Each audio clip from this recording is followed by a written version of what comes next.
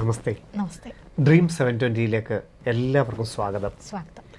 May 5-ന് 50 ദിവസങ്ങൾ, അതായത് നമ്മളൊരു മാരത്തോൺ മത്സരമൊക്കെ ആണെങ്കിൽ അതിൻ്റെ ഏറ്റവും അവസാന ലാപ്പ് നമ്മൾ പല ദൂരം പല പ്രദേശങ്ങളിലൂടെയൊക്കെ ഓടിയിട്ട് നമ്മൾ അതിൻ്റെ ഫൈനൽ ലാപ്പിലേക്ക് വേണ്ടിയിട്ട് നമ്മൾ സ്റ്റേഡിയത്തിനകത്തേക്ക് പ്രവേശിക്കുകയാണ്. നമ്മളുടെ പ്രകടനം കാത്ത് ജനസഹസ്രങ്ങൾ കൈയടിക്കുന്നു അല്ലേ?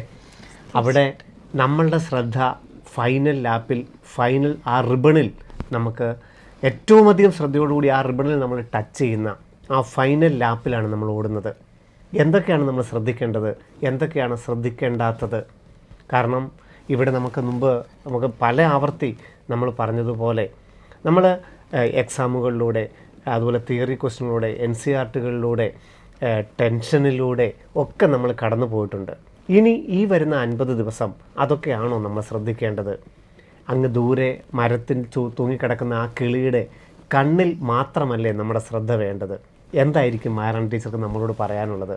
ടീച്ചർ, അവസാനത്തെ ലാപ്പ് 50 ദിവസങ്ങൾ കുട്ടികൾക്ക് മുമ്പിൽ, 83 ചാപ്റ്ററുകൾ നമുക്ക് മുമ്പിൽ, പ്രീവിയസ് ഇയറിൻ്റെ, അതായത് 2020, 2021, 2022 ഒക്കെ 2023 ഒക്കെ ക്വസ്റ്റ്യൻ നമുക്ക് മുമ്പിലുണ്ട്. എന്തായിരിക്കാം മെയ് 5 ആ കുട്ടികൾ അഭിമുഖീകരിക്കേണ്ടി വരുന്നത്? ഏത് രീതിയിലുള്ള ഒരു പാറ്റേൺ ആയിരിക്കാം അവർ കരുതേണ്ടത്? സാറിൻ്റെ ഒരു ഇൻട്രൊഡക്ഷനിൽ നിന്ന് തന്നെ ഞാൻ തുടങ്ങാം. ഒരു സ്റ്റേഡിയത്തിൽ അല്ലെങ്കിൽ ആരവങ്ങൾക്ക് നടുവിലേക്കാണ് അവർ എത്തിക്കൊണ്ടിരിക്കുന്നത്. ഒരുപക്ഷെ തുടങ്ങിയ സമയത്ത് അത്രയും ആരവങ്ങളോ ബഹളങ്ങളോ ഒന്നും ഇല്ലായിരുന്നു.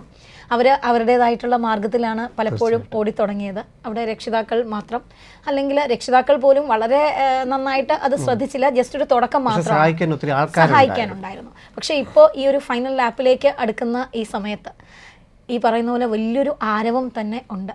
അവരുടെ കാര്യങ്ങൾ മാത്രം നോക്കി ഇനി എന്താകും എന്ന് ആകുലപ്പെടുന്ന, അല്ലെങ്കിൽ അതിൽ സന്തോഷിക്കുന്ന, അല്ലെങ്കിൽ അത് ചിന്തിക്കുന്ന രക്ഷിതാക്കൾ, അതിലുപരി കുറേ ബന്ധുക്കൾ, പിന്നെ നമ്മുടെ നാട്ടുകാർ, അങ്ങനെ നിങ്ങൾക്ക് ചുറ്റും ഒരുപാട് കാര്യങ്ങൾ ഉണ്ടാകും. അതിൽ ഏറ്റവും പോസിറ്റീവായിട്ട് പറയുന്ന, നിങ്ങൾക്ക് വേണ്ടി പ്രവർത്തിക്കുന്ന, നിങ്ങൾക്ക് വേണ്ടി കൈയടിക്കുന്ന, നിങ്ങൾ തന്നെ വിജയിക്കണമെന്ന് ആഗ്രഹിക്കുന്ന കുറച്ച് ആൾക്കാരുണ്ടാകും. അതുപോലെ തന്നെ മറ്റൊരാൾ ജയിക്കണമെന്ന് ആഗ്രഹിക്കുന്ന, നിങ്ങൾ പിറകെ പോകണം എന്നൊരു ചിന്ത കൊണ്ടാവില്ല, മറിച്ച് കൂടെയുള്ള ആൾ ഓടിയെത്തണം എന്ന് വിചാരിക്കുമ്പോൾ ഓട്ടോമാറ്റിക്കായിട്ടും നിങ്ങൾ പുറകെ പോയാലല്ലേ മറ്റൊരാൾക്ക് കയറി വരാൻ പറ്റൂ. അങ്ങനെ ചിന്തിക്കുന്ന ആൾക്കാരുണ്ടാകും. പിന്നെ ഇതൊന്നും അല്ല, നമ്മളെ ഇറിറ്റേറ്റ് ചെയ്യാൻ വേണ്ടി പറയുന്ന ആൾക്കാരും ഉണ്ടാകും. ഇതെല്ലാം നമ്മൾ ആക്സെപ്റ്റ് ചെയ്തേ പറ്റൂ. പക്ഷേ ഇവിടെ ഈ പറയുന്ന പോലെ ആ ഒരു ലക്ഷ്യം, നമ്മുടെ മുന്നിൽ നമ്മൾ എത്താൻ പോകുന്ന, നമ്മൾ ഫിനിഷ് ചെയ്യുന്ന ആ ഒരു ഫിനിഷിംഗ് പോയിന്റ് മാത്രമേ ഉള്ളൂ.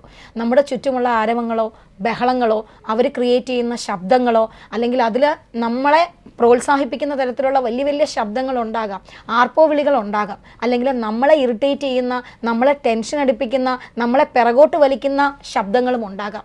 ഈ ഒരു ശബ്ദത്തിനും തൽക്കാലം കാതോർക്കാതെ, ഒരു നിമിഷം പോലും ആ ശബ്ദം എന്താണ്, എവിടെ നിന്നാണെന്ന് ആലോചിക്കാതെ, നമുക്ക് ചെയ്യാനുള്ള ആ ലക്ഷ്യം, ആ ഫിനിഷിംഗ് പോയിന്റ് മാത്രമേ ഇനി നിങ്ങളുടെ ഓരോരുത്തരുടെയും മനസ്സിൽ ഉണ്ടാകാൻ പാടുള്ളൂ. അങ്ങനെ ഓടുമ്പോൾ ചിലപ്പോഴെങ്കിലും കൊച്ചുകുട്ടികളാണ്, നമ്മൾ അറിയാതെ ഈ ആരവങ്ങളിലേക്ക് അല്ലെങ്കിൽ ആ ശബ്ദങ്ങളിലേക്ക് നമ്മളൊന്ന് തിരികെ നോക്കാം, ഒന്ന് കണ്ണോടിക്കാം. പക്ഷെ ആ തിരികെ നോക്കാൻ എടുക്കുന്ന ഒരു ഫ്രാക്ഷൻ ഓഫ് സെക്കൻഡുകൾക്ക് അപ്പുറം നിങ്ങൾ അതിലേക്ക് പോയി ഊളിയിട്ട് നിങ്ങൾ ഇങ്ങനെ തന്നെ ആലോചിക്കൂ. ഓടുന്ന സമയത്ത് ഒരു ശബ്ദം വന്നു, എന്നെ ആരോ പ്രോത്സാഹിപ്പിക്കുന്നുണ്ടോ, ഒന്ന് നോക്കി തിരിഞ്ഞ് വീണ്ടും നമ്മൾ ഓടിക്കൊണ്ടിരിക്കുക. അതല്ലാതെ അവിടെ നിന്ന് ആരാണ് എന്നെ കൈയടിച്ച് പ്രോത്സാഹിപ്പിച്ചത്, അല്ലെങ്കിൽ എന്തിനാണ് അവർ പ്രോത്സാഹിപ്പിച്ചത്, എന്താ എനിക്കിങ്ങനെ എന്ന് നിങ്ങൾ അവിടെ നിന്ന് ആലോചിക്കാൻ തുടങ്ങിയാൽ നിങ്ങൾ ഒരിക്കലും ഫിനിഷിംഗ് പോയിന്റിൽ എത്താനുള്ള വേഗം കുറഞ്ഞു പോകും. അപ്പോൾ അതല്ല വേണ്ടത്.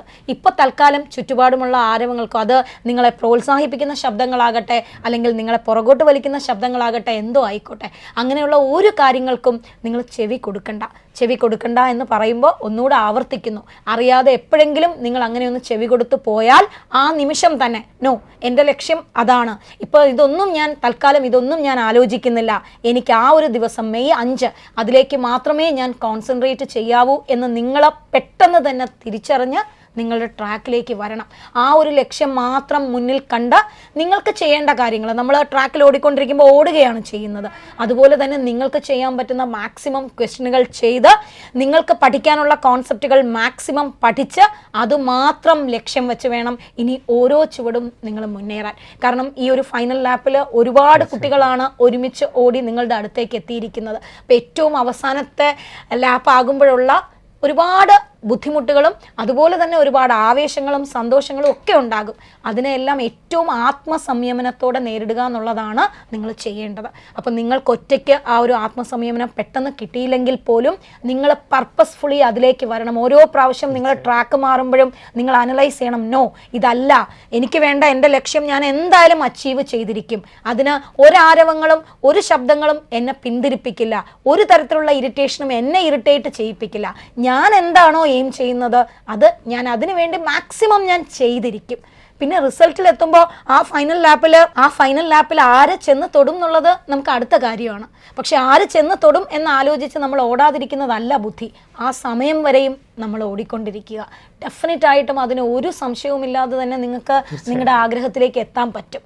അതിൽ ഡീവിയേഷൻ ഉണ്ടാകാതിരിക്കുക എന്നുള്ളതാണ് ഇന്ന് ആദ്യമേ തന്നെ പറഞ്ഞു തുടങ്ങുന്നത്. തീർച്ചയായിട്ടും. കാരണം നമ്മൾ പറഞ്ഞു കഴിഞ്ഞിരിക്കുന്നു, ഇവിടെ ഈ യുദ്ധത്തിൽ അല്ലെങ്കിൽ ഈ അവസാനത്തെ ലാപ്പിൽ 25 ലക്ഷം കുട്ടികളാണ് ഈ അവസാന ലാപ്പിൽ ഓടുന്നത്. നമുക്ക് മുമ്പിൽ മുൻ വർഷങ്ങളിലെ നമ്മളുടെ അനുഭവങ്ങൾ, ഞാൻ മുമ്പ് പറഞ്ഞതുപോലെ തന്നെ 20ലെയും 21ലെയും 22ലെയും 23ലെയും അനുഭവങ്ങൾ, പരീക്ഷകളുടെ ക്വസ്റ്റ്യൻ പേപ്പറുകൾ കൃത്യമായി നമുക്ക് മുമ്പിലുണ്ട്. എന്താണ് നമ്മൾ ഇനി ചെയ്യേണ്ടത്, ഇനി എത്ര കാതമാണ് നമുക്ക് മുമ്പിലുള്ളതെന്നുള്ളത് വ്യക്തമായിട്ട് ഓരോരുത്തർക്കും അറിയാം. അവിടെയാണ് ടീച്ചർ പറഞ്ഞ ആ അനലൈസിങ് പവർ, ഇനി എത്രത്തോളം ഊർജം നാം എടുക്കണം എന്ന് നമ്മൾ കരുതേണ്ടത്. അവിടെ ഒരു അല്പം പോലും തളർച്ചയോ പതർച്ചയോ അല്ല, പകരം ആ കാതം എന്നെക്കൊണ്ട് ഓടാൻ സാധിക്കുമെന്നുള്ളൊരു തിരിച്ചറിവിനുള്ള സമയമായിരിക്കുന്നു. നമുക്ക് ഓരോ മാർക്കുകളും വളരെ പ്രധാനപ്പെട്ടത് തന്നെയാണ്. അപ്പം നമുക്ക് മുമ്പിലുള്ള ഈ മുൻ വർഷങ്ങളിലെ എല്ലാ എക്സ്പീരിയൻസും നിങ്ങൾക്ക് മനസ്സിലാക്കിക്കൊള്ളുക. ഒരു ചോദ്യം പോലും അറിയാൻ മേലാഞ്ഞിട്ടല്ല നിങ്ങൾക്ക് അവർക്കൊന്നും ആ ഒരു ലക്ഷ്യത്തിലേക്ക് എത്തിപ്പെടാൻ പറ്റാത്തത്.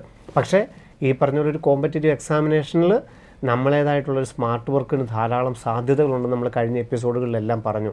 ഇതെല്ലാം നിങ്ങളുടെ ഓർമ്മയിലൂടെ വരികയും ചെയ്യണം. 2024 മെയ് 5-ാം തീയതി നിങ്ങളെ അഭിമുഖീകരിക്കുന്ന ക്വസ്റ്റ്യൻ പേപ്പറിൻ്റെ ടഫ്നെസ്സിനെ കുറിച്ച്, അല്ലെങ്കിൽ ബയോളജി, കെമിസ്ട്രി, ഫിസിക്സ്, അതിനെ ഒന്ന് അനലൈസ് ചെയ്താൽ നമുക്ക് ഈ കഴിഞ്ഞ 4 വർഷത്തെ സാർ അവർ ഇപ്പോൾ ഈ അടുത്ത സമയത്ത് ചില സമയത്ത് അവർക്ക് നല്ല മാർക്ക് കിട്ടുന്നു, ചില പരീക്ഷ വരുമ്പോൾ ഏറ്റവും കുറഞ്ഞ തലത്തിലേക്ക് പോകുന്നു. അപ്പോൾ അവർ പലരും പറയുന്നത്, മിസ്സേ പണ്ടെങ്ങും കണ്ടിട്ടില്ലാത്തൊരു ഫ്ലക്ച്വേഷൻ ഇപ്പോഴുണ്ട്. അപ്പോൾ ഞാൻ അവരോട് പറയുന്ന, അല്ലെങ്കിൽ നിങ്ങളോട് എനിക്ക് പറയാനുള്ള ഒരു കാര്യം, ഒരു ചാപ്റ്ററിൽ നിന്ന് നമ്മളിപ്പോൾ 90 ക്വസ്റ്റ്യൻ ആണ് അറ്റൻഡ് ചെയ്യുന്നത്. അപ്പോൾ ആ ചാപ്റ്ററിനെ ഏറ്റവും ഡീപ്പായിട്ട് അനലൈസ് ചെയ്ത് ഏറ്റവും അതിൻ്റെ എല്ലാ ലെവലിലേക്കും പോയിട്ടാണ് ഒരു ക്വസ്റ്റ്യൻ വരുന്നത്. അപ്പോൾ ഒരു പക്ഷേ നമ്മളൊന്ന് ജസ്റ്റ് ഒന്ന് പെരിഫറിയിൽ വായിച്ചു പോയ ചാപ്റ്റേഴ്സോ, അല്ലെങ്കിൽ നമ്മുടെ മനസ്സിൽ അത്രയും കോൺസെപ്റ്റുകൾ ഇരിക്കാത്ത ചാപ്റ്റേഴ്സോ, അല്ലെങ്കിൽ നമ്മൾ നമ്പർ ഓഫ് ക്വസ്റ്റ്യൻസ്, ചിലപ്പോൾ ചില കാര്യങ്ങളിലൊക്കെ നിങ്ങൾ തിയറി നന്നായിട്ട് പഠിച്ചിട്ടുണ്ടാകാം, പക്ഷേ ക്വസ്റ്റ്യനുകൾ ചെയ്ത് പരിചയമില്ലാത്തത് കാരണം ഒരു ഫെമിലിയാരിറ്റി പ്രശ്നമുണ്ട്. അപ്പോൾ പലരും പറയുന്ന ഒരു കാര്യം, ഞാൻ തിയറി നന്നായിട്ട് പഠിച്ചിട്ടുണ്ട് പക്ഷേ ക്വസ്റ്റ്യൻ കണ്ടപ്പോൾ തെറ്റിപ്പോയി. അതിന് കാരണം ക്വസ്റ്റ്യൻ ഫെമിലിയർ അല്ല. നമ്മൾ തിയറി എത്ര പഠിച്ചാലും ആദ്യമായിട്ടൊരു ക്വസ്റ്റ്യൻ കാണുമ്പോൾ ഇതെന്താണ് എന്ന് ആലോചിക്കാൻ നമ്മൾ സമയമെടുക്കും. അത് ഒഴിവാക്കാനാണ് നിങ്ങളോട് കഴിഞ്ഞ കുറേ എപ്പിസോഡായിട്ട് ഞാനും ശിവൻ സാറും വന്ന് പറയുന്നുണ്ട്, നിങ്ങൾ ക്വസ്റ്റ്യൻ ചെയ്യൂ എന്ന്. കാരണം തിയറി എത്ര നിങ്ങളുടെ മനസ്സിലുണ്ടെങ്കിലും ഒരു ക്വസ്റ്റ്യൻ ആദ്യമായിട്ട് കാണുകയാണെന്ന് നിങ്ങൾക്ക് തോന്നരുത്. ഈ ആദ്യം കാണുന്നു എന്ന് തോന്നാതിരിക്കണമെങ്കിൽ നമ്മൾ ഇതിനു മുന്നേ പല പ്രാവശ്യം അത് കണ്ടിട്ടുണ്ടാകണം, കടന്നു പോകണം. അപ്പോൾ അത് കണ്ട ഒരു ഫെമിലിയാരിറ്റിയാണ് നിങ്ങൾ ഉണ്ടാക്കേണ്ടത്. അപ്പോൾ ഫെമിലിയർ ആയിട്ടുള്ള ഒരു ക്വസ്റ്റ്യൻ നിങ്ങൾക്ക് ഇപ്പോൾ അതിൻ്റെ ആൻസർ ഒരുപക്ഷെ നിങ്ങൾ ചെയ്തു പോലും നോക്കാതെ നിങ്ങൾക്കതിൻ്റെ ആൻസറിലേക്ക് വരാൻ പറ്റും. അപ്പോൾ ആ ഏറ്റക്കുറച്ചിലുകൾ വരുമ്പോൾ നിങ്ങൾ ഒരിക്കലും ഞാൻ കുറഞ്ഞു പോയി, അല്ലെങ്കിൽ അയ്യോ എനിക്ക് കിട്ടില്ല, എൻ്റെ മാർക്ക് ഭയങ്കരമായിട്ട് ഫ്ലക്ച്വേറ്റ് ചെയ്യുന്നു, അതല്ല വിചാരിക്കേണ്ടത്. ഞാൻ ആ ചാപ്റ്ററിൽ ഈ പറയുന്നത് പോലെ എൻ്റെ ഒരു പെരിഫറൽ റീഡിംഗ് കൊണ്ടോ, അല്ലെങ്കിൽ നമ്പർ ഓഫ് ക്വസ്റ്റ്യൻസ് കുറവ് കൊണ്ടോ, അല്ലെങ്കിൽ ഞാൻ കുറച്ചുകൂടെ ഒരു ഡീപ്പർ സൈഡിലേക്ക് പോകാത്തത് കൊണ്ടോ കുറഞ്ഞു പോയതാണ്. മാത്രമല്ല നിങ്ങൾ അതിൽ നിന്ന് മനസ്സിലാക്കേണ്ട വേറൊരു കാര്യം, നമ്മൾ ഒരു ചാപ്റ്ററിൽ നിന്ന് 90 ക്വസ്റ്റ്യൻസ് എഴുതുന്നതും അതിൽ നിന്ന് 4 ക്വസ്റ്റ്യൻസ് എഴുതുന്നതും തമ്മിൽ വളരെ വ്യത്യാസമുണ്ട്. അപ്പോൾ പരീക്ഷയ്ക്ക് എന്തായാലും ഒരു ചാപ്റ്ററിൽ നിന്ന് ഒരു 4 അല്ലെങ്കിൽ 5 ക്വസ്റ്റ്യൻസ് ഏറ്റവും കൂടുതലാണ് ഞങ്ങൾ ഈ പറയുന്നത് ഉണ്ടാകുള്ളൂ. അപ്പോൾ ആ ഒരു 5 ക്വസ്റ്റ്യന് വേണ്ടിയിട്ട് നിങ്ങൾ ആ ചാപ്റ്ററിനെ മാത്രം വിചാരിച്ച് വിഷമിച്ച് ഈ ചാപ്റ്ററിന് എനിക്ക് ഇത്രയും മാർക്ക് കുറഞ്ഞു പോയി, ഇനി എൻ്റെ എല്ലാം പോയി എന്നുള്ള രീതിയിൽ പെരുമാറുകയും വേണ്ട, ചിന്തിക്കുക പോലും വേണ്ട. തീർച്ചയായിട്ടും. കാരണം ഇനി വരുന്ന 50 ദിവസങ്ങളിൽ ചില കുട്ടികളെങ്കിലും പറയുന്നത് കേട്ടിട്ടുണ്ട്, എനിക്ക് ഇനിയും ഒരു 4-5 ചാപ്റ്ററും കൂടെ പഠിക്കാനായിട്ടുണ്ട്, അതിൽ ഞാൻ വീക്കാണെന്ന് പറഞ്ഞു കേട്ടിട്ടുണ്ട്. അങ്ങനെ അത് തന്നെയാണ് നമ്മൾ അവസാനം പറഞ്ഞത്. ഈ അവസാന ലാപ്പിൽ അങ്ങനെയുള്ള ഒരു പ്രസ്താവനയ്ക്കും ഇടമില്ല. ഒന്നിനും ടെൻഷനോ ഉറക്കത്തിനോ ആരോഗ്യത്തിനോ മാർക്കുകൾക്കോ മറ്റുള്ള കുട്ടികളുടെ മാർക്കുകൾക്കോ മറ്റുള്ള കുട്ടികൾക്ക് മാർക്ക് കൂടുന്നുണ്ട്, ഞാൻ 4ാമത്തെ വർഷമാണ് റിപ്പീറ്റ് ചെയ്യുന്നത്, ഇനി ഈ അവസാന ലാപ്പിൽ ഇതൊന്നും പ്രസക്തമല്ല. നമ്മൾ ഈ യുദ്ധത്തിൽ നമ്മൾ തന്നെയാണ് ഇതാണ്. ഇവിടെ ഒരു ജയവും പരാജയമൊന്നും ഇല്ല. തുടങ്ങി കഴിഞ്ഞു നമ്മൾ ഓൾറെഡി, ഇനി അത് ഫിനിഷ് ചെയ്യാന്നുള്ളതാണ്. കാരണം ഇവിടെ നമ്മളോട് തന്നെയാണ് നമ്മൾ യുദ്ധം ചെയ്യുന്നത്. അവിടെ ഏറ്റവും നല്ലൊരു റിസൾട്ടിലേക്ക് എത്തുകയാണ് ചെയ്യേണ്ടത്. അതുകൊണ്ട് നമുക്ക് ഇപ്പം 25 ലക്ഷം കുട്ടികളാണ് ഈ അവസാന ലാപ്പിൽ ഓടുന്നതെന്ന് പറഞ്ഞാൽ പോലും ആ നമ്പറിന്റെ ഭീകരതയ്ക്ക് അപ്പുറം നിങ്ങൾ നിങ്ങളുടെ മാർക്കിനെ ഒന്ന് അനലൈസ് ചെയ്താൽ ഇപ്പോൾ 700 മാർക്ക് നിൽക്കുന്ന ആൾ യഥാർത്ഥത്തിൽ അയാളുടെ മുമ്പിൽ എത്ര പേരേ ഉള്ളൂ?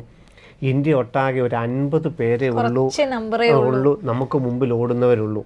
690 നിൽക്കുന്ന ആളാണെങ്കിലോ ഒരു 500 പേര് അല്ലെങ്കിൽ ഒരു 1000 പേരെ നിങ്ങൾക്ക് മുമ്പിലുള്ളൂ, ഓടി തോൽപ്പിക്കാനായിട്ടുള്ളൂ. 650 നിൽക്കുന്ന ആളാണെങ്കിലോ നിങ്ങൾ കഴിഞ്ഞ വർഷത്തെ അല്ല മുമ്പത്തെ വർഷത്തെ റാങ്കിങ് എടുത്ത് നോക്കിക്കോളൂ. വെറും 8,000 9,000 അല്ലെങ്കിൽ 10,000 പേർ മാത്രമേ നിങ്ങൾക്ക് മുമ്പിൽ ഓടുന്നുള്ളൂ. നമുക്കുള്ള 99% കുട്ടികളും നമുക്ക് പുറകിലാണ് വരുന്നത്. അതുകൊണ്ട് നമ്മൾ സ്റ്റഡിയാണ്. ഇനി 600 ഉള്ള ആളാണ് സംബന്ധിച്ചിടത്തോളം എത്രയാണ്?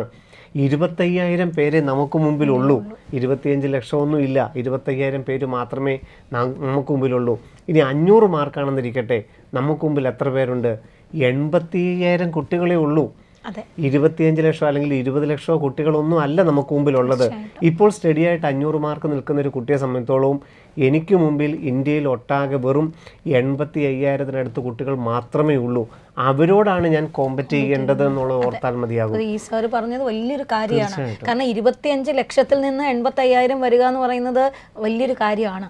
അത്രയും വലിയൊരു കാര്യം നിങ്ങൾ ചെയ്തു കഴിഞ്ഞു. നിങ്ങൾ അത്രയും വലിയൊരു കാര്യം അച്ചീവ് ചെയ്ത് നിങ്ങളെ കൊണ്ട് 25 ലക്ഷത്തിൽ നിന്നും ആ ഒരു ലെവലിലേക്ക് വന്ന് നിങ്ങൾക്ക് 85,000 കുട്ടികളെ ഓവർടേക്ക് ചെയ്ത് മുന്നോട്ട് കയറാൻ പറ്റും എന്നുള്ളത് നിങ്ങൾക്ക് തന്നെ വിശ്വസിക്കാൻ പറ്റുന്ന ഒരു കാര്യമാണ്. അവിടെ ഈ പറയുന്ന പോലെ ഏറ്റവും അടുക്കുന്ന സമയങ്ങളിൽ ഉണ്ടാകുന്ന ഒരു ഏറ്റക്കുറച്ചിലുണ്ട്. പിന്നെ നിങ്ങൾ കഴിഞ്ഞ പ്രാവശ്യം അല്ലെങ്കിൽ അതിന് മുന്നത്തെ പ്രാവശ്യം ഏറ്റവും കംഫർട്ടബിൾ ആയിട്ടാണ് എഴുതിയത് പരീക്ഷ. മോഡൽ എക്സാം ഒക്കെ വരുമ്പോൾ കുഞ്ഞുങ്ങളല്ലേ, നിങ്ങൾക്ക് ഉണ്ടാകുന്ന ആ ഒരു ആങ്സൈറ്റി പോലും നിങ്ങളുടെ മാർക്കിനെ കുറയ്ക്കും. അപ്പോൾ അങ്ങനെയൊക്കെ വരുന്നത് കൊണ്ട് മാത്രമാണ് ഇങ്ങനെ മാർക്ക് കുറഞ്ഞു പോകുന്നത് എന്ന് മനസ്സിലാക്കി അതൊരു വലിയ ഇഷ്യൂ ആയിട്ട് നിങ്ങൾ തന്നെ എടുക്കാൻ പാടില്ല. നിങ്ങൾ ഒരു പ്രോബ്ലത്തെ ഇതൊരു വലിയ പ്രോബ്ലമാണ് എന്ന് അസൈൻ ചെയ്യുമ്പോൾ അതൊരു പ്രോബ്ലമായി മാറും. നേരെ മറിച്ച് നിങ്ങൾ no mind, okay I can manage it എന്ന് നിങ്ങൾ വളരെ കൂൾ ആൻഡ് സ്മൂത്ത് ആയിട്ട് എടുത്താൽ ആ പ്രോബ്ലം അത്രയേ ഉള്ളൂ. നമ്മൾ എങ്ങനെയാണ് ഒരു പ്രോബ്ലത്തിനെ അപ്രോച്ച് ചെയ്യുന്നത് അതിനനുസരിച്ചായിരിക്കും അതിന് സൊല്യൂഷനും വരുന്നത്. ഒരു പ്രോബ്ലം വരുമ്പോൾ അയ്യോ എനിക്കിത് ഞാൻ ഒന്ന് കുളത്തിൽ വീണുപോയി, എനിക്ക് നീന്താൻ പറ്റില്ല, അയ്യോ ഇത് വലിയ കുളമാണ്, ഞാൻ എന്ത് ചെയ്യും എന്ന് പറഞ്ഞാൽ അവിടെ അപ്സെറ്റ് ആയാൽ തീർന്നു. നേരെ മറിച്ച് ഓക്കെ എനിക്ക് പറ്റും, ഞാനത് നീന്തി നോക്കാം എന്ന് പറഞ്ഞ് നിങ്ങളൊന്ന് തുടങ്ങി നിങ്ങളത് മുന്നോട്ട് പോയാൽ ഒരു പ്രോബ്ലവും ഇല്ല. അപ്പോൾ നിങ്ങൾക്ക് വരുന്ന ചെറിയൊരു ആങ്സൈറ്റി ടെൻഷനെ പോലും ഇപ്പം നിങ്ങൾ വലുതായിട്ട് എന്തോ ഒരു പ്രോബ്ലമായിട്ടാണ് നിങ്ങൾ എടുക്കുന്നത്. അതല്ല വേണ്ടത്. ഒന്ന് മാർക്ക് ഫ്ലക്ച്വേറ്റ് ചെയ്താലും മാർക്ക് ഒന്ന് കുറഞ്ഞു പോയാലും അല്ലെങ്കിൽ നിങ്ങൾക്ക് എന്തെങ്കിലും ഒരു ടെൻഷൻ വന്ന് ഒരു ദിവസം ഒന്ന് പഠിക്കാൻ പറ്റാതെ പോയി, അല്ലെങ്കിൽ നിങ്ങൾ പഠിക്കുന്ന മണിക്കൂറുകളിൽ ഒരു കുറവ് വന്നുപോയി, അല്ലെങ്കിൽ അത്രയും ഇഫക്റ്റീവായിട്ട് പഠിക്കാൻ പറ്റിയില്ല, ഇങ്ങനെ എന്ത് വന്നാലും നിങ്ങളത് ഇതൊക്കെ നോർമലാണ്. അതിനെല്ലാം നിങ്ങൾ ആസച്ച് തന്നെ എടുക്കുകയും അടുത്ത ദിവസം നിങ്ങൾ അതിനെ ഓവർകം ചെയ്യാനായിട്ട് ആ നഷ്ടപ്പെട്ട മണിക്കൂറുകളെ അല്ലെങ്കിൽ നഷ്ടപ്പെട്ട സമയത്തെ ഒന്ന് തിരിച്ചെടുക്കാൻ ശ്രമിക്കണം. അവിടെ വീണ്ടും അയ്യോ ഇന്നലെ ഞാൻ പഠിച്ചില്ലല്ലോ എന്ന് ആലോചിച്ച് ഇന്നും കൂടി ഇരുന്നാൽ ഇന്നത്തെ ദിവസവും പോകും. അപ്പോൾ അതല്ല ആലോചിക്കേണ്ടത്. ഇന്നലെ ഞാൻ പഠിച്ചില്ല, എനിക്കൊരു ശാരീരിക പ്രശ്നം അല്ലെങ്കിൽ ഒരു പനി വന്നു, എനിക്ക് പഠിക്കാൻ പറ്റില്ല, ഇന്ന് ഞാനത് ഓവർകം ചെയ്തേ പറ്റൂ. അത് നിങ്ങൾ ഓരോ പ്രോബ്ലത്തെയും നിങ്ങൾ എത്ര സിമ്പിളായിട്ടാണോ അപ്രോച്ച് ചെയ്യുന്നത് അതിനനുസരിച്ച് നിങ്ങൾക്ക് മുന്നോട്ട് പോകാൻ കൂടുതൽ വേഗത്തിൽ കൂടുതൽ ദൂരം നിങ്ങൾക്ക് മുമ്പോട്ട് പോകാനായിട്ട് സാധിക്കും. ഇവിടെ നമുക്കൊരു വിഷ്വലൈസേഷൻ്റെ നമുക്ക് ഇത്രയും നാൾ നമ്മൾ പ്രാക്ടീസ് ആയിരുന്നെങ്കിൽ ഇനി ഒരു വിഷ്വലൈസേഷൻ എഫക്റ്റും കൂടെ നിങ്ങൾക്ക് വേണമെങ്കിൽ കാണാം. കാരണം 2023 ചോദ്യം നമുക്ക് മുമ്പിലെടുത്ത് വെക്കുമ്പോൾ ഇതിൽ നമുക്ക് ഇത്രത്തോളം പ്രാക്ടീസ് കിട്ടി. ഇവിടെ എവിടെയായിരിക്കാം എനിക്ക് ഈ ഒരു 600-ലോട്ട് എത്താനുള്ളതിൽ ഒരു അപാകത നിൽക്കുന്നത്? അല്ലെങ്കിൽ 2022 ആവട്ടെ 2021 അതേ ക്വസ്റ്റ്യൻ പേപ്പർ ചാപ്റ്റർ വൈസ് അല്ല, അതായത് ആ നീറ്റ് നടന്നതിൻ്റെ അതേ ക്വസ്റ്റ്യൻ എടുത്ത് മുമ്പിൽ വെക്കുക. നിങ്ങളൊരു 15 മിനിറ്റ് കൊണ്ട് ആ ക്വസ്റ്റ്യൻ ഒന്ന് വായിച്ച് നോക്കുക. ഇനി ഞാൻ ഏത് മേഖലയിലാണ് ഇമ്പ്രൂവ് ചെയ്യേണ്ടത്? ടൈം മാനേജ്മെൻറ്റിലായിരിക്കാം, വേർഡ് ബൈ വേർഡ് വായിക്കുന്നതിലായിരിക്കാം, ഏത് കാര്യത്തിലാണ് ഇമ്പ്രൂവ് ചെയ്യേണ്ടതെന്നുള്ളത് സ്വയം ഒന്ന് അനലൈസ് ചെയ്യുക, അല്ലേ? ഈ തീർച്ചയായിട്ടും ഓരോ കാര്യങ്ങളും നിങ്ങൾക്ക് വെറും ഒരു കാര്യം ഓരോരുത്തർക്കും ഇത് ഓരോ രീതിയിലാണ്. നമുക്ക് ജനറലൈസ് ചെയ്ത് പറയാൻ പറ്റില്ല. ചില ആൾക്കാർക്ക് കോൺസെപ്റ്റ് അറിയാത്തത് കൊണ്ട് തന്നെ കോൺസെപ്റ്റ് പഠിച്ചിട്ടേ ഇല്ല, അതുകൊണ്ടായിരിക്കാം തെറ്റിപ്പോയത്. ചില ആൾക്കാർക്ക് അത്യാവശ്യം കോൺസെപ്റ്റ് ഒക്കെ അറിയാം, പക്ഷേ ഇടയ്ക്ക് റിവൈസ് ചെയ്യാൻ സമയം കിട്ടിയില്ല, മെമ്മറൈസ് ചെയ്തില്ല, അങ്ങനെ മറന്നുപോയതാ.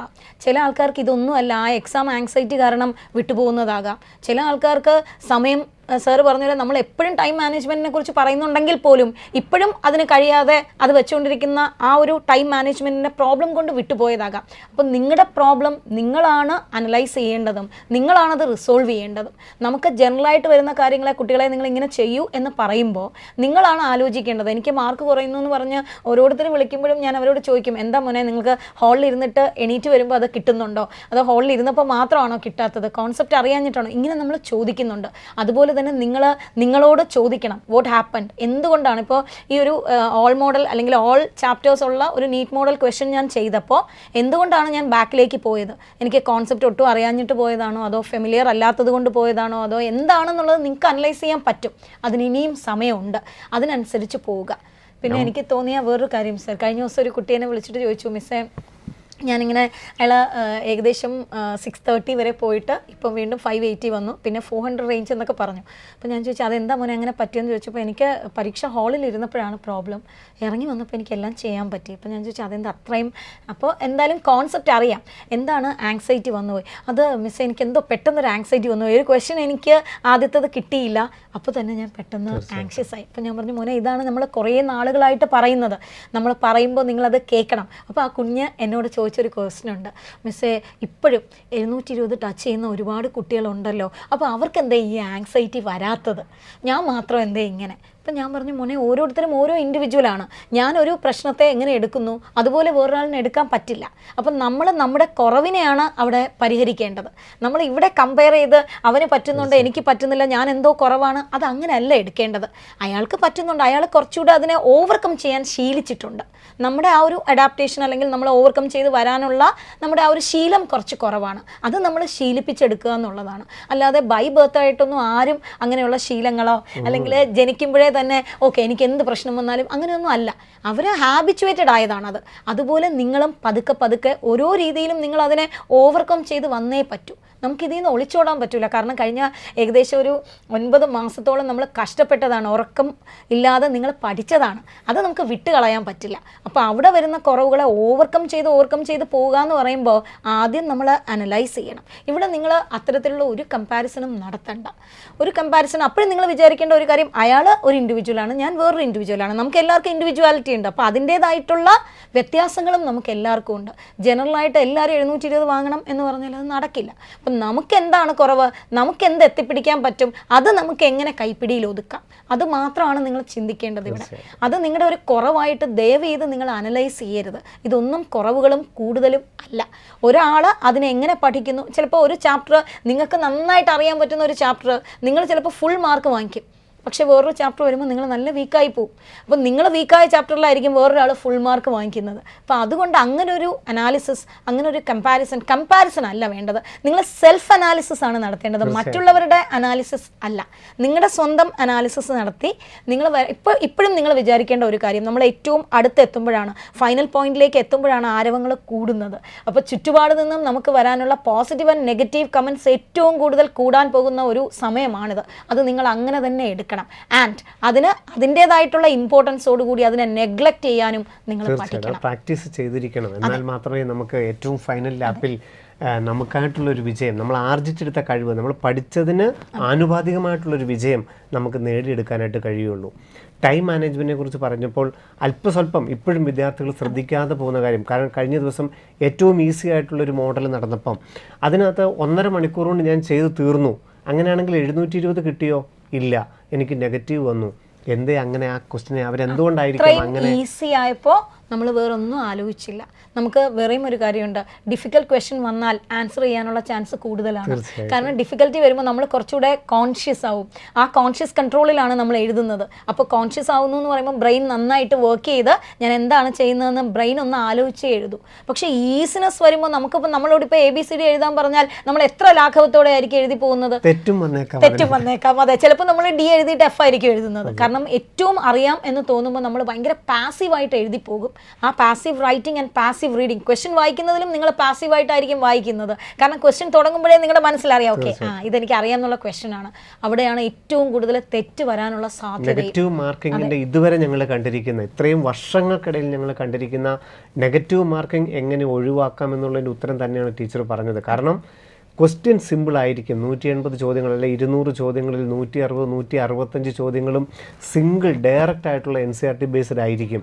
അതുകൊണ്ട് അവിടെ നമ്മൾ ടൈം ഒന്ന് ബ്രേക്ക് പിടിച്ചു പോകാൻ അതിന് ആവശ്യത്തിനുള്ള സമയം, അതായത് ഫിസിക്സിന് 45 മിനിറ്റ്, കെമിസ്ട്രിക്ക് 45 മിനിറ്റ്, ബോട്ടണി 45, സുവോളജി 45, മിച്ചം വീണ്ടും ഉണ്ട് 20 മിനിറ്റ്. അപ്പം ഒരു സബ്ജക്റ്റിനും ഒരു ക്വസ്റ്റ്യനും അതിൻ്റേതായ സമയം കൊടുക്കാൻ തീർച്ചയായിട്ടും നിങ്ങൾ ശ്രമിക്കണം. അവിടെ ഈസി ആയതുകൊണ്ട് ആദ്യത്തെ 2 വാക്കോ 3 വാക്കോ വായിക്കുമ്പോഴേ എല്ലാവരിലും ആൻസർ എത്തും.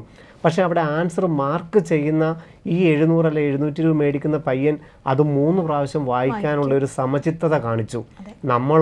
നമ്മൾ ആദ്യത്തെ 2 വാക്ക് വായിച്ചപ്പോഴേ ആൻസർ മാർക്ക് ചെയ്ത് അടുത്ത ക്വസ്റ്റ്യനിലോട്ട് പോയി. അവിടെയാണ് നമ്മൾ ഒന്ന് ഇരുത്തി വായിച്ചിരുന്നെങ്കിൽ ഒരു വാക്ക് പോലും അതിനകത്തെ എല്ലാ വാക്കുകളും ഒന്നും കൂടെ ഒന്ന് വായിക്കാനുള്ള ക്ഷമ കാണിച്ചിരുന്നെങ്കിൽ ആ നെഗറ്റീവ് ഒഴിവാക്കാമായിരുന്നു. അതുപോലെ ഓപ്ഷനിലൂടെയും കടന്നു പോയിട്ട് വേണം, നമുക്ക് അറിയാം ഇന്നതായിരിക്കും ആൻസർ എന്ന് നമുക്ക് അറിയാം, ആയിക്കോട്ടെ, എങ്കിൽ പോലും നിങ്ങൾ ആ ഓപ്ഷനിലൂടെ കടന്നു തന്നെ പോകണം. നമുക്ക് അറിയാമെന്നുള്ള ഓപ്ഷൻ ഉണ്ട്, എന്നാലും ആ ഓപ്ഷൻ ഉണ്ടോ, ഞാൻ വായിച്ചത് ശരിയാണോ, ഏറ്റവും എളുപ്പം ക്വസ്റ്റ്യൻ വരുമ്പോഴാണ് നിങ്ങൾ അത് ഏറ്റവും കൂടുതൽ വായിക്കേണ്ടത്. ഏറ്റവും ഹാർഡായിട്ടുള്ള ക്വസ്റ്റ്യൻ നമുക്ക് അറിഞ്ഞുകൂടാത്തതുകൊണ്ട് ഡെഫിനറ്റ് ആയിട്ട് നമ്മൾ വളരെ ശ്രദ്ധിച്ച് തന്നെ വായിക്കും. പക്ഷേ ഏറ്റവും എളുപ്പമുള്ള ഒരു ക്വസ്റ്റ്യൻ വരുമ്പോഴാണ് നമുക്ക് വായനയും ഓക്കെ അങ്ങനെ വിചാരിക്കുന്നതും തെറ്റുന്നത്. അപ്പോൾ നിങ്ങൾ അതല്ല ചെയ്യേണ്ടത്. ക്വസ്റ്റ്യൻ എത്ര എളുപ്പമാകുന്നോ അതിനനുസരിച്ച് നിങ്ങളുടെ അറ്റൻഷൻ അവിടെ ആ ക്വസ്റ്റ്യനിൽ നിങ്ങൾ കൂടുതൽ കൊടുക്കണം. അപ്പം തന്നെ നമുക്ക് നെഗറ്റീവ് മാർക്ക് ഏറ്റവും കുറഞ്ഞ് കിട്ടും. അതിനകത്തപ്പം നമ്മൾ ആ ക്വസ്റ്റ്യൻ ഇട്ട വ്യക്തി ഇതിനകത്ത് എന്തെങ്കിലും ഒരു ദുർഗ്രഹത വന്നിട്ടുണ്ടോ അല്ലെങ്കിൽ ഒരു ട്വിസ്റ്റ് കൊണ്ടുവന്നിട്ടുണ്ടോ എന്നുള്ളത് ആലോചിക്കും. നോർമലായിട്ടൊരു ക്വസ്റ്റ്യൻ വളരെ സിമ്പിളായിട്ട് നമ്മളിലോട്ട് കിട്ടുമ്പോൾ എന്തായിരിക്കും നമ്മുടെ മനസ്സിലുള്ളത്, ഇതിനകത്ത് എന്തോ ഒരു ട്വിസ്റ്റ് ഉണ്ട്, നമ്മളെ കുഴക്കുന്ന എന്തോ ഉണ്ടെന്നുള്ളത് ഓട്ടോമാറ്റിക്കായിട്ട് നിങ്ങളുടെ മനസ്സിൽ വരികയും നിങ്ങൾ അതിന് വേണ്ടിയിട്ട് തപ്പിട്ട് പോകും. കാര്യം പറഞ്ഞാൽ ഡയറക്റ്റായിട്ട് ആൻസർ കിടപ്പുണ്ടാവും, പക്ഷേ എന്നാലും നിങ്ങൾ വെറുതെ ആവശ്യമില്ലാതെ അതിനെക്കുറിച്ച് ആലോചിച്ച് ഈ ട്വിസ്റ്റിന് പിറകെ പോകും. നേരെ മറിച്ച് ആ ക്വസ്റ്റ്യൻ ഒന്നോ 2 പ്രാവശ്യം വായിച്ച് ഇത് നമ്മൾ എത്ര ആവർത്തി ചെയ്തിരിക്കുന്നു, ഇത് തന്നെയാണ് ഇതിൻ്റെ ആൻസർ എന്നുള്ള ആ കോൺഫിഡൻറ്റിലൂടെ നിങ്ങൾക്ക് മുൻപോട്ട് പോകാൻ സാധിക്കണം. കാരണം 200 ചോദ്യങ്ങളിൽ 165, 170 ചോദ്യങ്ങളും ഡയറക്റ്റ് NCERT ബേസ്ഡ് ആയിരിക്കും. സാർ ഇപ്പോൾ പറഞ്ഞപ്പോൾ എനിക്കത് വേറൊരു കാര്യം എനിക്ക് ഓർമ്മ വന്നു. കഴിഞ്ഞ ദിവസവും ഒരു കുട്ടി അദ്ദേഹത്തിന് ഒരു ക്വസ്റ്റനെ തെറ്റിയുള്ളൂ. അപ്പം ഞാനത് എന്താ പറയുക, അങ്ങനെ തെറ്റിയ ഒരു ക്വസ്റ്റൻ എന്ത് പറ്റി, ഭയങ്കര സിമ്പിൾ ക്വസ്റ്റൻ ആയിരുന്നു തെറ്റിയതും. അപ്പോൾ ഞാൻ ചോദിച്ചപ്പോൾ പുള്ളി പറഞ്ഞ ഒരു കാര്യം, മെസ്സേജ് എനിക്ക് ക്വസ്റ്റൻ അറിയായിരുന്നു, ആൻസറും എനിക്കറിയായിരുന്നു, പക്ഷേ ഞാൻ വിചാരിച്ചു ഇത്രയും സിമ്പിളായിട്ട് ചോദിക്കുമോ, അതിനകത്ത് എന്തോ ഉണ്ട് എന്ന് വിചാരിച്ച് ഞാനങ്ങ് തിങ്ക് ചെയ്ത് ഓപ്ഷൻ മാറ്റി എഴുതി. അപ്പോൾ ഞാൻ പറഞ്ഞു മോനെ അതിൻ്റെ ആവശ്യമില്ല, അങ്ങനെ തിങ്ക് ചെയ്യേണ്ട ആവശ്യമില്ല. നമുക്ക് +2 ആണ് നമ്മുടെ സിലബസ്. നമുക്ക് നമ്മുടെ MSc ലെവലിൽ നിന്നുകൊണ്ട് BSc ലെവലിൽ നിന്നുകൊണ്ട് അല്ലെങ്കിൽ ഒരു റിസർച്ച് ലെവലിൽ നിന്നുകൊണ്ട് നമ്മൾ അത്രയും കൂലങ്കഷമായി ചിന്തിച്ച് അത്രയും ട്വിസ്റ്റ് ചെയ്തൊന്നും നമ്മൾ ആലോചിക്കേണ്ട കാര്യമില്ല. കാരണം ഇത് പരീക്ഷ എഴുതുന്നത് +2 വിദ്യാഭ്യാസമുള്ള കുട്ടികൾക്ക് വേണ്ടിയിട്ട് +2 സിലബസിനനുസരിച്ചുള്ള പരീക്ഷയാണ് നമ്മൾ എഴുതുന്നത്. അല്ലാതെ നമ്മൾ ആ ഒരു ടോപ്പിക്കിലേക്ക് ആഴ്ന്നിറങ്ങി ഗവേഷണമൊന്നും അല്ല ചെയ്യുന്നത്, നമ്മൾ റിസർച്ച്. അപ്പം ഞാൻ അവനോട് ഇത് തന്നെ പറഞ്ഞു, മോനെ നീ ഒരു PhD സ്കോളറാണ്, നീ ഒരു റിസർച്ചാണ് ചെയ്യുന്നത്, അല്ലെങ്കിൽ നീ അറ്റ്ലീസ്റ്റ് ഒരു പോസ്റ്റ് ഗ്രാജുവേഷൻ ലെവലാണ് ചെയ്യുന്നതെങ്കിൽ നീ ചിന്തിച്ചത് ശരിയാണ്, പുള്ളിക്കാരൻ ചിന്തിച്ചത് ശരിയാണ്. പക്ഷേ നീ ആ ചിന്തയുടെ ആവശ്യം നമുക്കിപ്പോൾ ഇല്ല. കാരണം ഞാൻ ഈ പറഞ്ഞ പോലെ +2 ലെവലിലുള്ള കുട്ടികളെ നോക്കി +2 ലെവലിലുള്ള സിലബസിനനുസരിച്ചാണ് നമ്മുടെ ക്വസ്റ്റ്യൻ പാറ്റേൺ വരുന്നത്. അവിടെയുള്ള ഒരു ക്വസ്റ്റ്യൻ അറ്റൻഡ് ചെയ്യാൻ നിങ്ങൾ വലിയ ഗവേഷണങ്ങളും ട്വിസ്റ്റിങ്ങിനെ കുറിച്ചൊന്നും ആലോചിക്കേണ്ട. ഈ പറഞ്ഞ പോലെ നമുക്ക് ചെയ്യാൻ പറ്റാത്തായിട്ടൊരു 85%, 90% ക്വസ്റ്റ്യനും ഒറ്റ ലുക്കിൽ തന്നെ നമുക്ക് ചെയ്യാൻ പറ്റും. പിന്നെ അവിടെയും ഈ പറയുന്ന പോലെ അഡ്മിഷൻ കിട്ടുക എന്നുള്ളതല്ല, ആർക്ക് ഫുൾ മാർക്ക് കിട്ടണം, ആർക്ക് ഫസ്റ്റ് റാങ്ക് കിട്ടണം എന്നുള്ളതിന് ഒരു സോർട്ടിങ്. അതിന് വേണ്ടിയിട്ടായിരിക്കും കുറച്ച് ക്വസ്റ്റ്യൻസ് 1, 2, 3 ക്വസ്റ്റ്യൻസ് കുറച്ചൊരു ലെവൽ അപ്പായിട്ട് കയറി പോകുന്നത്. ലെവലിൽ ക്വസ്റ്റ്യൻസ് ഒരു 5 ക്വസ്റ്റ്യനോളം അസേഷൻ റീസണും സ്റ്റേറ്റ്മെന്റ് ലെവലും ഒന്നുകിൽ കെമിസ്ട്രിക്കകത്തോ സുവോളജിക്കകത്തോ ഒക്കെ ചിലപ്പോൾ വന്നേക്കാം. അവിടെയും നിങ്ങൾ ആ ടൈം മാനേജ്മെന്റ് നിങ്ങൾ നോക്കിയിരിക്കണം. നമ്മൾ കൂടുതൽ സമയം നമ്മൾ അവിടെ കളയാതിരിക്കാനായിട്ട് നോക്കുകയും ചെയ്യണം. അതുപോലെ തന്നെ ഇപ്പോഴും ഏത് സബ്ജക്റ്റ് എടുക്കണം, അല്ലെങ്കിൽ മൊത്തം ക്വസ്റ്റ്യൻ ഒന്ന് വായിച്ചിട്ട് ഇതിനകത്തുനിന്നൊരു 100 ക്വസ്റ്റ്യൻ എനിക്ക് അറിയാവുന്നതുകൊണ്ട് അത് കണ്ടുപിടിച്ചിട്ട് എഴുതാം, അല്ലെങ്കിൽ ക്വസ്റ്റ്യൻ പേപ്പറിനകത്ത് എല്ലാം മാർക്ക് ചെയ്തിട്ട് അവസാനത്തെ സമയം എഴുതാം എന്ന് പറയുന്ന ഹാബിറ്റുകളും ചിലരിലെങ്കിലും ഉണ്ട്. യഥാർത്ഥത്തിൽ വളരെ വ്യക്തമായിട്ടത് ടീച്ചർ ആദ്യത്തെ എപ്പിസോഡുകളിലൊക്കെ പറഞ്ഞിട്ടുണ്ട്. നമ്മൾ ഏത് സബ്ജക്റ്റാണ് ആദ്യം എടുക്കുന്നത്, നിങ്ങൾ ഏറ്റവും കംഫർട്ടായിട്ടുള്ള ഏതാണോ അത് ഏത് വേണമെങ്കിലും എടുക്കാം, പക്ഷേ ക്വസ്റ്റ്യൻ നമ്പർ ശ്രദ്ധിച്ചിരിക്കണം. നിങ്ങൾക്ക് ഈ 2 മണിക്ക് നമ്മളുടെ ക്വസ്റ്റ്യൻ പേപ്പർ കിട്ടി നമ്മൾ ഓപ്പൺ ചെയ്യുമ്പോഴേ നിങ്ങൾക്ക് ബയോളജി ആണെങ്കിൽ ബയോളജി, അല്ലെങ്കിൽ ബോട്ടണി ആണെങ്കിൽ ഏതാണോ ആദ്യം നിങ്ങൾ എടുക്കുമ്പോൾ ഈ മൊത്തം 200 ക്വസ്റ്റ്യനുകൾ അതിനകത്തുണ്ടോയെന്നും എല്ലാ ക്വസ്റ്റ്യൻ പേപ്പറും ഉണ്ടോ എന്ന് നിങ്ങൾക്ക് നോക്കണം. അതിനൊരു 30 സെക്കൻഡ് എടുക്കുകയുള്ളൂ. എല്ലാ ഷീറ്റുകളും ക്വസ്റ്റ്യൻ പേപ്പറിലുണ്ടോ, എല്ലാ ക്വസ്റ്റ്യനുകളും പ്രിന്റഡ് ആണോ നോക്കണം. 200 എണ്ണോ നിങ്ങൾ വായിച്ച് നോക്കിയിട്ട് ഇതിനകത്തുള്ള എളുപ്പമുള്ളത് ദയവായിട്ട് കണ്ടുപിടിക്കാൻ പോവണ്ട. പകരം വായിച്ച് എന്തായാലും നിങ്ങൾ എത്തുമല്ലോ, എത്തണം. എന്നിട്ട് നമ്മൾ ബയോളജി ആണെന്നുണ്ടെങ്കിൽ ആദ്യത്തെ ഒരു 10 ക്വസ്റ്റ്യൻ അറ്റൻഡ് ചെയ്യുമ്പോഴേ നിങ്ങൾ ടൈമിനെ കുറിച്ചും ഇതിൻ്റെ ഈസിനെസ്സിനെ കുറിച്ച് നിങ്ങളൊന്ന് അനലൈസ് ചെയ്യണം. എന്നിട്ട് വേണം ഇതിന് ഇനി അങ്ങോട്ട് എത്രത്തോളം സമയം കൊടുക്കണം. എനിക്ക് തോന്നുന്നു നല്ല പഠിച്ചൊരു കുട്ടിയാണ്, നിങ്ങൾക്ക് അത്യാവശ്യം നിങ്ങൾ ഒത്തിരി, അതിനാണ് ഫെമിലിയാരിറ്റി ഞങ്ങൾ പറഞ്ഞത്. നിങ്ങൾ ക്വസ്റ്റ്യൻ ഫെമിലിയർ ആണെങ്കിൽ ഒരു 2-3 ക്വസ്റ്റ്യൻ കാണുമ്പോൾ തന്നെ നിങ്ങൾക്ക് ആ ഒരു പാറ്റേൺ നിങ്ങൾക്ക് മനസ്സിലാവും. ഓക്കെ, അപ്പോൾ ഇത് സമയം കുറച്ച് കൺസ്യൂം ചെയ്യുന്നുണ്ട്, ഞാൻ ഒന്ന് മാറ്റിയെടുക്കണോ, അങ്ങനെ മാറ്റിയെടുത്തോ, കുഴപ്പമില്ല. പക്ഷെ മാറ്റിയെടുക്കുമ്പോഴും ക്വസ്റ്റ്യൻ നോക്കി ഏത് ക്വസ്റ്റ്യൻ ആണ് ഞാൻ OMR മാർക്ക് ചെയ്യുന്നതിനും തൊട്ട് മുൻപിൽ അത് നോക്കി അതൊന്ന് കൺഫേം ചെയ്തിട്ടേ നമ്മൾ ചെയ്യാൻ പാടുള്ളൂ. ഇത് അവസാനത്തെ നിമിഷത്തേക്ക് മാറ്റി വെക്കുന്ന ആൾക്കാർ ഇപ്പോഴും ഉണ്ട്. അത് ദയവ് ചെയ്ത് ഈ ഒരു എപ്പിസോഡിൽ ഏറ്റവും അവസാനം വീണ്ടും പറഞ്ഞുകൊണ്ടിരിക്കുന്നു, ദയവ് ചെയ്ത് അത് വേണ്ട. ഒരു കുട്ടി പറഞ്ഞത് തന്നെയാണ് അങ്ങനെ. അതായത് ഞാൻ ഈ എല്ലാ ക്വസ്റ്റ്യനുകളും ഞാൻ ക്വസ്റ്റ്യൻ പേപ്പർ മാർക്ക് ചെയ്തിട്ട് ഏറ്റവും അവസാന സമയത്ത് തന്നെയാണ് ചെയ്യാറുള്ളത്. കാരണം എനിക്ക് പല ചോദ്യങ്ങൾക്കും കൃത്യമായിട്ട് ഉത്തരം കിട്ടുന്നില്ല. അതുകൊണ്ട് മറ്റു പല ക്വസ്റ്റ്യനുകളും വായിക്കുമ്പോഴാണ് ഇതിൻ്റെ ഉത്തരം ഇതാണല്ലോ എന്ന് തോന്നുന്നു. അപ്പോൾ എനിക്കത് മാർക്ക് ചെയ്യാൻ പറ്റുന്നുണ്ട്. നേരെ മറിച്ച് ഞാൻ OMRലോട്ട് ചെയ്യുമ്പം എനിക്കിത് മാർക്ക് ചെയ്തത് മാറ്റാൻ പറ്റുന്നില്ലല്ലോ. അതുകൊണ്ട് ഈ എല്ലാം ഞാൻ ക്വസ്റ്റ്യൻ പേപ്പറിൽ മാർക്ക് ചെയ്തിട്ട് തന്നെയാണ് ചെയ്യുന്നതെന്ന് പറഞ്ഞു. പക്ഷേ അവിടെ ഒരു അപകടം, ഇത് നീറ്റ് മെയ് 5-ാം തീയതി നമുക്ക് ഒരവസരമേ ഉള്ളൂ. ആ ഒരു അവസരത്തിൽ നമ്മൾ ഈ 2 മണിക്ക് എക്സാം തുടങ്ങുമ്പോൾ ഒരു 2:30-3 മണി വരെയൊക്കെ നമ്മൾ കോൺഷ്യസ് ആയിരിക്കും. സമയത്തിനെക്കുറിച്ചും സബ്ജക്റ്റിനെക്കുറിച്ചും ഇതിൻ്റെ ഈസിനെസ്സിനെ കുറിച്ചൊക്കെ നമ്മൾ അവബോധം ഉണ്ടാകും. പക്ഷേ ഒരു 3-3:30 ആകുമ്പോഴത്തേക്കും നമ്മൾ ഈ എക്സാം ഹാളിൽ നിന്നും നീറ്റിൽ നിന്നും ഒക്കെ മാറിയിട്ട് നമ്മൾ ഈ ക്വസ്റ്റ്യനുകളോട് മാത്രം നോക്കും. അപ്പോൾ ഒരിക്കലും നമ്മൾ സമയത്തിനെക്കുറിച്ച് പിന്നെ ചിന്തിക്കില്ല. പിന്നെ നമ്മൾ തൊട്ടുണരുന്നത് ഈ OMR ഷീറ്റ് മേടിക്കാൻ നമ്മുടെ സൂപ്പർവൈസർ അടുത്ത് വന്ന് സമയമായി എന്ന് പറയുമ്പോൾ മാത്രമേ തിരിച്ച് നമ്മൾ എക്സാം ഹാളിലേക്ക് നമ്മുടെ മൈൻഡ് വരികയുള്ളൂ. അത് വലിയ അപകടമാണ്. അതുകൊണ്ട് മാത്രമാണ് ഒരു ക്വസ്റ്റ്യൻ വായിച്ചാൽ അതിന് ആൻസർ 100% ഉറപ്പുണ്ടെങ്കിൽ അപ്പോൾ തന്നെ OMRൽ ചെയ്യുന്നത് തന്നെയാണ് നല്ലത്. ശരിയായിരിക്കാം, ഒരു 10 ക്വസ്റ്റ്യൻ ചെയ്ത് കഴിയുമ്പോൾ 1-2 ചിലപ്പോൾ മാറ്റി നമുക്ക് തിരിച്ച് ആൻസർ മാറാനുള്ള സാധ്യത ഉണ്ടായിരിക്കാം, നമുക്ക് കൂടുതൽ അറിയാൻ പറ്റും. പക്ഷെ വളരെ റെയറേ ഉള്ളൂ. ഒരു കുട്ടി ഇപ്പോൾ സാറ് പറഞ്ഞപ്പോൾ എനിക്കത് ചേർത്ത് വെക്കാൻ തോന്നി. കാരണം ഒരു കുട്ടി കഴിഞ്ഞ ദിവസം വന്ന് എന്നോട് പറഞ്ഞത്, മിസ്സേ ചില ക്വസ്റ്റ്യൻ്റെ ആൻസർ നമ്മൾ ഒരു ക്വസ്റ്റ്യൻ എഴുതി കഴിഞ്ഞ് കുറേ കഴിഞ്ഞിട്ട് അത് തന്നെ ഒരു ക്വസ്റ്റ്യനായിട്ട് വേറെടുത്ത് വരുമ്പോഴാണ് അറിയുന്നത്. അതുകൊണ്ടാണ് എല്ലാം. അപ്പം ഞാൻ പറഞ്ഞു വേണ്ട, അങ്ങനെ വന്നാലും ഒരൊറ്റ ക്വസ്റ്റ്യനേ പോകുള്ളൂ, ഒരൊറ്റ ക്വസ്റ്റ്യൻ, അതായത് 5 മാർക്കേ പോകുള്ളൂ നമുക്ക്. പക്ഷെ കിടക്കുന്നു ഈ 5 മാർക്കിന് വേണ്ടി നമ്മൾ വെയിറ്റ് ചെയ്ത് ഏറ്റവും അവസാനം മാർക്ക് ചെയ്യാൻ നിന്ന് എങ്ങാനും നമ്മുടെ മാർക്കിംഗ് മാറിപ്പോയാൽ എൻറ്റയർ ആണ് മാറിപ്പോകുന്നത്. അപ്പോൾ ഞാൻ പറഞ്ഞു വേണ്ട മോനെ, ആ ഒരു 5 മാർക്ക് പോയി എന്ന് വിചാരിച്ചോ, എന്നാൽ പോലും നീ സേഫർ സോണിലായിരിക്കും. അപ്പോൾ അങ്ങനെയുള്ള കാര്യങ്ങൾ നമുക്കിപ്പോഴും കുറച്ചൊരു നമ്മുടേതായിട്ടുള്ള ഒരു കാര്യങ്ങൾ നമ്മൾ മാറില്ല, നമ്മൾ അതൊരു വിശ്വാസത്തിൽ അങ്ങനെ ആയാൽ എന്ത് ചെയ്യും, ഇങ്ങനെ ആയാൽ എന്ത് ചെയ്യും, അങ്ങനെ ഒന്നുമല്ല, ഒന്നും ആവില്ല. കാരണം ഇത്രയും വർഷത്തെ ഒരു എക്സ്പീരിയൻസിലാണ് ഞങ്ങളിത് പറഞ്ഞു തരുന്നത്. ഈ പറയുന്ന പോലെ ആ ഒരു ഏറ്റവും ഒരു അവസാന മൊമെൻറ്റിൽ വരുന്ന ഒരു ബെല്ലോ, അല്ലെങ്കിൽ നമ്മുടെ ആ ഒരു അവിടെ നിൽക്കുന്ന സാറ് നമ്മളോട് സമയമായി OMR ഹാൻഡ് ഓവർ ചെയ്യുന്നു പറയുന്ന ആ ഒരു ശബ്ദമോ ആയിരിക്കും നമ്മളെ തിരിച്ചു കൊണ്ടുവരുന്നത്. ആ സമയത്ത് ഹർബറി ചെയ്ത് നമുക്ക് ഇതൊന്നും ചെയ്യാനുള്ള സമയം ഉണ്ടാവില്ല. അപ്പോൾ അഥവാ അങ്ങനെ ഒരു കണക്ഷൻ വന്ന് പോകും, അങ്ങനെയൊന്നും പോകൂല. ഇതൊക്കെ നിങ്ങളുടെ ചിന്തകളാണ്. എങ്കിൽ കൂടി അങ്ങനെ പോയാൽ പോലും ഒരു ക്വസ്റ്റ്യൻ പൊയ്ക്കോട്ടെ, സാരമില്ല, ഒരു 5 മാർക്കല്ലേ പോകൂ. ഈ പറഞ്ഞ കുട്ടിയോട് ഞാൻ ഇത് തന്നെ ചോദിച്ചു, നിനക്ക് 715 പോരെ? അപ്പോൾ അയാൾ പറഞ്ഞു എനിക്ക് എങ്ങനെയെങ്കിലും അഡ്മിഷൻ കിട്ടിയാൽ മതി. അപ്പോൾ ഞാൻ അങ്ങനെയാണെങ്കിൽ എന്തിനാണ് അങ്ങനെയുള്ള വറീസ്, അനാവശ്യമായ ചിന്തകൾ, അനാവശ്യമായ വറീസ്, നിങ്ങൾ അനാവശ്യ കാര്യങ്ങൾക്കൊന്നും തന്നെ എനിക്ക് തോന്നുന്നു ഈ ഒരു അവസാന നിമിഷമാണ് നമ്മൾ അനാവശ്യ കാര്യങ്ങളിലേക്ക് ഏറ്റവും കൂടുതൽ ചിന്തിക്കുന്നത്. അതും സാരമില്ല കേട്ടോ, ഇനി ഞാൻ അങ്ങനെ ചിന്തിക്കുന്നത് വലിയ കുഴപ്പമാണെന്നൊന്നും ആലോചിക്കേണ്ട. നമ്മളായാലും അങ്ങനെയാണ്, ഏറ്റവും അവസാനം എത്തുമ്പോഴാണ് നമുക്ക് ഇതൊക്കെ കൂടെ ആലോചിക്കാൻ തോന്നുന്നത്. പക്ഷെ അങ്ങനെയുള്ള കാര്യങ്ങളെല്ലാം തൽക്കാലം നമുക്കങ്ങ് നെഗ്ലക്ട് ചെയ്യാം. കാരണം നമുക്ക് കൃത്യമായിട്ടും നമ്മൾ അനലൈസ് ചെയ്യാനായിട്ട് പ്രീവിയസ് ഇയർ ക്വസ്റ്റ്യൻ്റെ അതേ പാറ്റേണിലുള്ളത് മുഴുവൻ നമ്മൾ 3.5 മണിക്കൂറിൽ ദയവായിട്ട് വായിക്കരുത്. ഏറ്റവും കുറഞ്ഞ ഒരു ദിവസം കഴിഞ്ഞ വർഷത്തെ 2020 തൊട്ട് പഴയ ഒരു 4 വർഷത്തെ മതി. അതിൽ ഒരു വർഷത്തെയെങ്കിലും നിങ്ങൾ ആ പാറ്റേണിൽ തന്നെ ഒന്ന് വായിച്ചു നോക്കുക. 10 മിനിറ്റോ 15 മിനിറ്റോ എടുത്ത് വായിച്ചു നോക്കുക. അതിൻ്റെ ആൻസർ എന്താണെന്നോ ഡീപ്പായിട്ട് നോക്കണം. പക്ഷേ ഈ രീതിയിലാണ് വരുന്നതെന്നുള്ളത് നമ്മളുടെ ഉപബോധ മനസ്സിനെ കോമ്പിനേഷനാണ് പഠിക്കുന്നെങ്കിൽ പോലും, ഇപ്പം നമുക്ക് കോമ്പിനേഷൻ നടക്കുന്ന സമയമാണ്, നമ്മൾ കോമ്പിനേഷനാണ് പഠിക്കുന്നെങ്കിൽ പോലും സാർ ഈ പറഞ്ഞ പോലെ ഈ കോമ്പിനേഷൻ പഠിച്ചോളൂ, ആ യൂണിറ്റുകൾ റിവൈസ് ചെയ്തോളൂ. And at the same time ഒരു ദിവസം ഒരു പ്രീവിയസ് ഇയേഴ്സ് ഓൾ യൂണിറ്റ് നിങ്ങൾ ഒന്ന് നോക്കണം. എന്നാലേ നമുക്ക് ആ കുറവുകളും ആ ചാപ്റ്ററിൽ നിന്ന് എങ്ങനെയാണ് വന്നത്, കാരണം അവിടെ ഇതൊരു വലിയ മാറ്ററാണ്. ഒരു 90 ക്വസ്റ്റ്യൻ ചോദിക്കുന്നതും 4 ക്വസ്റ്റ്യൻ ചോദിക്കുന്നതുമായിട്ടുള്ളൊരു ഡിഫറൻസ് അവിടെ ഉണ്ട്. അപ്പോൾ ഓരോ ഓൾ യൂണിറ്റ് മോഡലിലും നമ്മൾ എഴുതുമ്പോൾ ആ ചാപ്റ്ററിൽ നിന്ന് ഈ ഓൾ യൂണിറ്റ് മോഡലിലേക്ക് എങ്ങനെയാണ് ക്വസ്റ്റ്യൻ വന്നതെന്ന് നമുക്ക് അറിയാൻ പറ്റണം.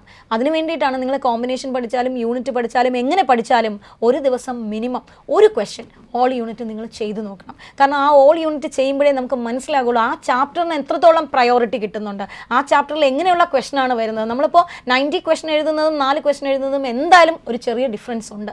അത് നിങ്ങൾക്ക് മനസ്സിലാക്കാൻ കഴിയണം. അത് മനസ്സിലാക്കി കഴിഞ്ഞാൽ നിങ്ങൾക്ക് ഒരു പ്രോബ്ലവും ഇല്ലാതെ ഈസി ആയിട്ട് ക്വസ്റ്റ്യൻസ് അറ്റൻഡ് ചെയ്ത് പോകാൻ പറ്റും.